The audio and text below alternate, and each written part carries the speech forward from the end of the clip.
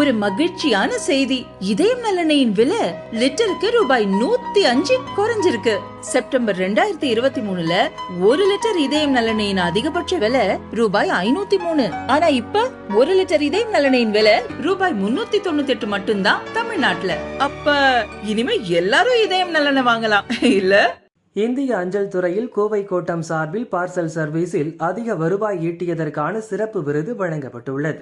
இதுகுறித்து கோவை கோட்ட கண்காணிப்பாளர் ஜெயராஜ் பாபு கூறுவதை கேட்கலாம். தமிழ்நாடு வட்ட அளவில் போஸ்டல் டிபார்ட்மெண்ட்டில் நடந்த விருதுகள் வழங்கும் விழாவில் ஆர்எம்எஸ்சிபி கோட்டத்துக்கு பார்சல் பிஸ்னஸில் கடந்த நிதியாண்டில் 2 விருதுகளை தமிழ்நாடு அளவில் முதன்மை இடத்தை பெற்று இந்த ஆர்எம்எஸ்சிபி கோட்டம் பெற்றுள்ளது.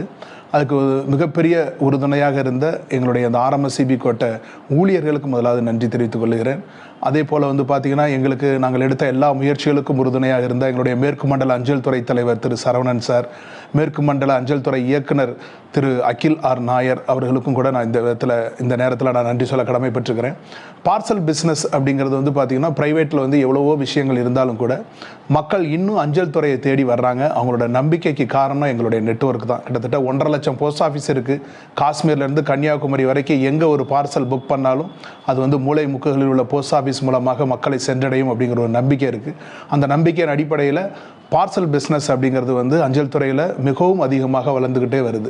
எப்படி அப்படின்னா தனிமனித கடித போக்குவரத்து அப்படிங்கிறது மிகவும் குறைந்த இந்த காலகட்டத்தில் பொருட்கள் அப்படிங்கிறது ஒரு இடத்துலேருந்து மற்ற இடத்துக்கு கண்டிப்பாக மூவ் ஆகி தான் வேணும். அப்படிங்கும்போது பார்த்தீங்கன்னா பார்சல் அப்படிங்கிறது ஒரு இடத்துலேருந்து இன்னொரு இடத்துக்கு மூவ் ஆகும்போது கண்டிப்பாக அது ஏதோ ஒரு ப்ரைவேட் கன்சர்னோ அல்லது பப்ளிக் செக்டர் கன்சர்னோ அவங்க மூலமாக தான் இது கொண்டு செல்ல முடியும்.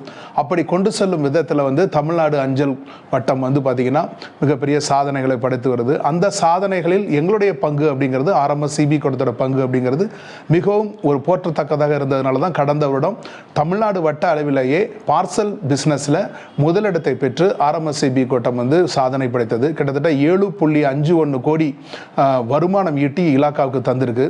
இது ஒரு மிகப்பெரிய சாதனை.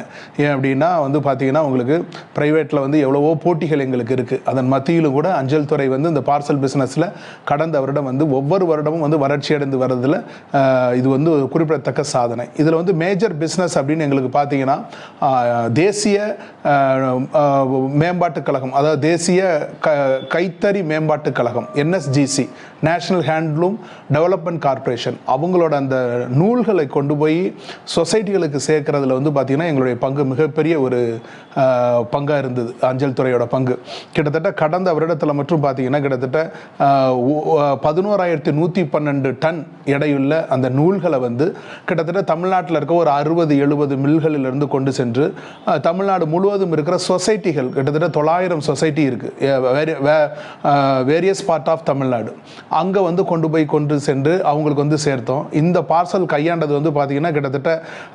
1,57,849 பார்சல்களை நாங்கள் இவங்களுக்காக கையாண்டோம்.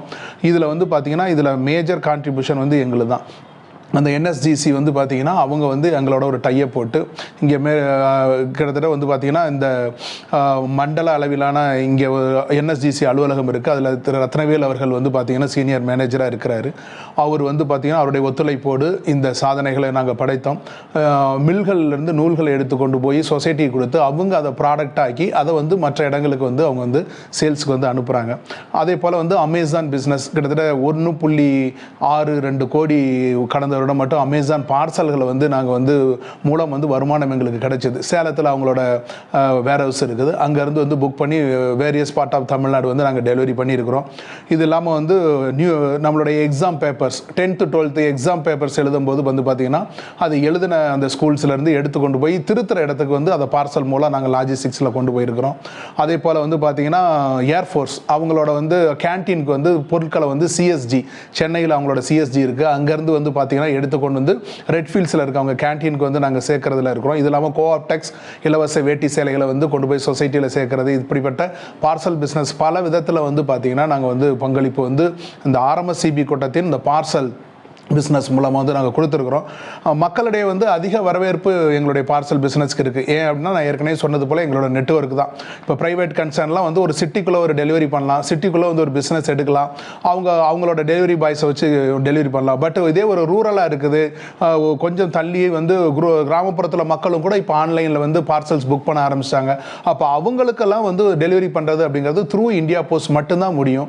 காஷ்மீர் முதல் கன்னியாகுமரி வரை நான் ஏற்கனவே சொன்னது போல் இருக்கிற ஒவ்வொரு அஞ்சல் அலுவலகங்களும் இந்த டெலிவரி பட்டுவாடாவை வந்து மேற்கொண்டிருக்கிறாங்க. அதனால் வந்து இந்த நேரத்தில் வந்து இந்த விருது கிடைச்சது எங்களுக்கு மிகவும் பெருமையாக இருக்குது. இதற்காக உழைத்தது ஒரு 20 பேர் கொண்ட டீம். அந்த டீம் வந்து logistics teams plus parcel team. இந்த டீம் வந்து பார்த்திங்கன்னா மிகவும் சிறப்பாக செயல்பட்டு இந்த கோட்டத்திற்கு மிகவும் பெருமை தேடி தந்திருக்கிறாங்க. கடந்த வருடத்தில் 7.51 கோடி பார்சல் பிஸ்னஸ் நாங்கள் பண்ணியிருந்தோம். இந்த வருஷம் பிப்ரவரி வரைக்கே பார்த்திங்கன்னா 7.81 கோடி, அதாவது கடந்த வருட அச்சீவ்மெண்ட்டை தாண்டி நாங்கள் போயிட்டுருக்கிறோம். அதனால் வளர்ச்சி என்பது வந்து கண்கூடா எங்களுக்கு தெரியுது. பார்சல் பிஸ்னஸில் வந்து இந்தியா போஸ்ட் வந்து ஒரு அசைக்க முடியாத ஒரு நிலைக்கு வந்து இன்னைக்கு வந்திருக்கு அப்படிங்கிறது வந்து இதன் மூலம் தெரியுது. நிறைய பேர் என்ன சொல்கிறாங்க, போஸ்ட் ஆஃபீஸில் இன்னும் யார் லெட்டர் எழுதிட்டு இருக்கா, கடிதம் எழுதிட்டு இருக்கா, அவங்களுக்குள்ள என்ன இருக்குது அப்படின்னு சொல்லி சொல்கிறாங்க.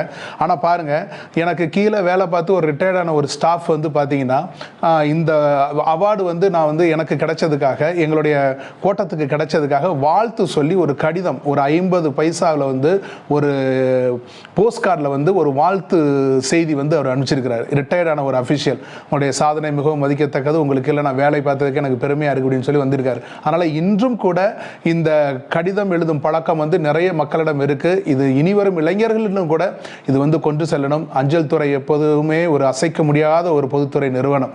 அதோட பங்கு நாட்டின் வளர்ச்சிக்கு அப்படிங்கிறது வந்து மிகவும் மிகவும் மிகவும் மிகவும் பெரியது.